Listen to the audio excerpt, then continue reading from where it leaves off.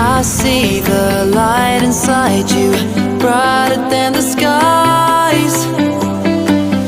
Hold on, just let us escape and fly away tonight.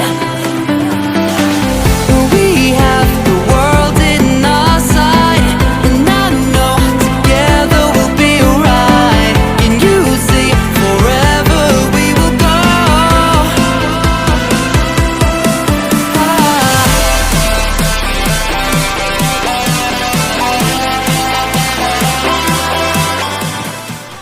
Hola amigos de YouTube, ¿cómo están todos ustedes? Espero que se encuentren excelentemente bien, de lo mejor, y sean bienvenidos a un nuevo video de su canal, David Biker.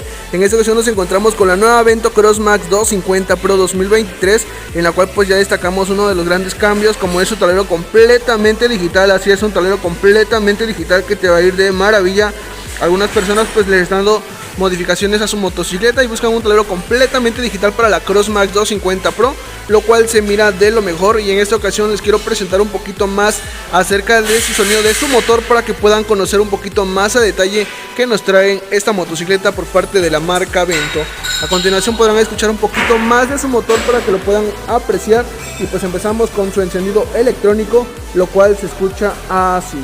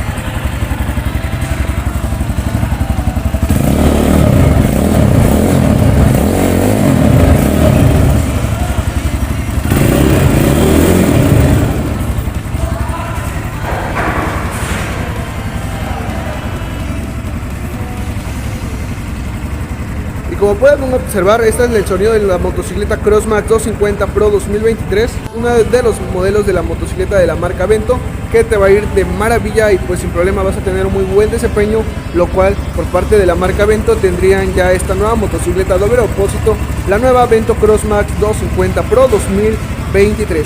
Y bueno amigos, déjame en los comentarios qué te parece esta motocicleta, si te ha gustado su tablero completamente digital, su sonido de su escape y sonido de su motor. Déjame en los comentarios qué te parece, y sin nada más que decir, yo soy tu amigo David Biker y nos vemos hasta un próximo video.